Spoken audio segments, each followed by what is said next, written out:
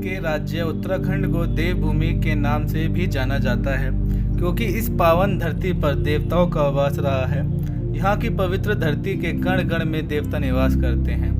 यह राज्य पवित्र चार धाम यात्रा का भी स्थल है, जिनका हिंदू धर्म में बहुत बड़ा महत्व है। चार धाम यात्रा के अंतर्गत आने वाले धाम गंगोत्री, यमुनोत्री, केदारनाथ, बद्रीनाथ हैं। यमुनोत्री धाम यात्रा का महत्व।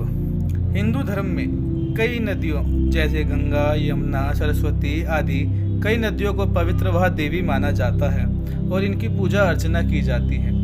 यमुनोत्री धाम यमुना का उद्गम स्थल है। यहाँ पर एक मंदिर में यम, जिनके बारे में कहा जाता है कि यहाँ देवी यमुना के भाई थे, की मूर्ति के साथ यमुना देवी की मूर्ति स्थापित है। यमुना सूर्य भगवान की पुत्री है। यह भी गंगा की तरह हिमालय से जन्मी है, इसलिए इन्हें भी गंगा की तरह ही बहुत पवित्र माना जाता है। यमुना के स्मरण मात्र से ही पापों का नाश होकर मन पवित्र हो जाता है। यमुनोत्री का स्थान समुद्र तल से लगभग 10,000 फुट की ऊंचाई पर स्थित है।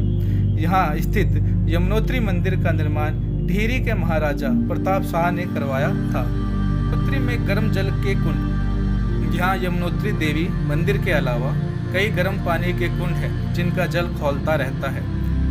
यात्री कपड़े में चावल बांधकर इनमें डुबो देते हैं और वह पक जाते हैं। इस प्रकार यहाँ भोजन बनाने के लिए चूल्हा नहीं जलाना पड़ता। इन कुंडों में स्नान करना संभव नहीं है और यमुना का जल इतना ठंडा है कि उसमें स्नान करना मुश्किल होता है। इसलिए यहाँ गर्म व ठंडे जल को मिलाकर स्नान करने के लिए कई कुंड बने हैं। बहुत ऊंचाइयों पर कालिंदी गिरी से हिम पिघलकर कई धाराओं से गिरती है। कालिंदी पर्वत से निकलने के कारण यमुना जी को कालिंदी भी कहा जाता है। यह ठंड इतना रहता है कि बार बार झरनों का पानी जमता पिघलता है। ऐसे शीत स्थान में गर्म पानी का झरना और कुंड का पानी वो भी उबलता हुआ, जिसमें अगर हाथ डाल जाए तो फोफले पड़ जाएं, एक चमत्कार है।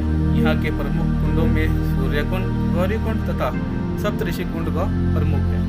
धाम की कथा। कहा जाता है कि महर्षि वशिष्ठ का आश्रम यहीं था। वह नित्य स्नान करने गंगा जी जाते थे और यही निवास करते थे। वृद्ध अवस्था में उनके लिए दुर्गम पर्वतीय मार्ग नित्य पार करना कठिन हो गया। तब गंगा जी ने अपना एक छोटा सा झरना ऋषि के आश्रम के पास प्रकट किया। वह उज्जवल जटा का झरना आज भी वहाँ है। हिमालय में गंगा और यमुना की धाराएं एक हो गई होती यदि मध्य में दंड पर्वत न आ जाता। देहरादून के समीप ही दोनों धाराएं बहुत पास आ जाती हैं। एक अन्य कथा के अनुसार सूर्य की पत्नी छाया से यमुना व यमराज पैदा हुए थे। यमुना नदी के रूप में पृथ्वी पर बहने लगी तथा यम को मृत्यु लोक मिला।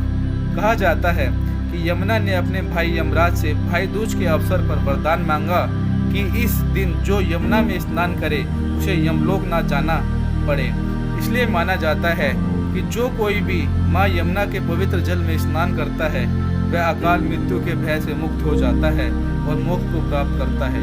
इसी किण्वती के चलते यहाँ हजारों की संख्या में श्रद्धालु यहाँ आते हैं। अगर आपको यह वीडियो अच्छी लगी तो प्लीज़ मेरा चैनल सब्सक्राइब करिए और साथ में लगे बेल आइकन को प्रेस करिए। ऐसी ही जानकारियों के साथ आपके साथ दोबारा मिलेंगे। जय शंकर की।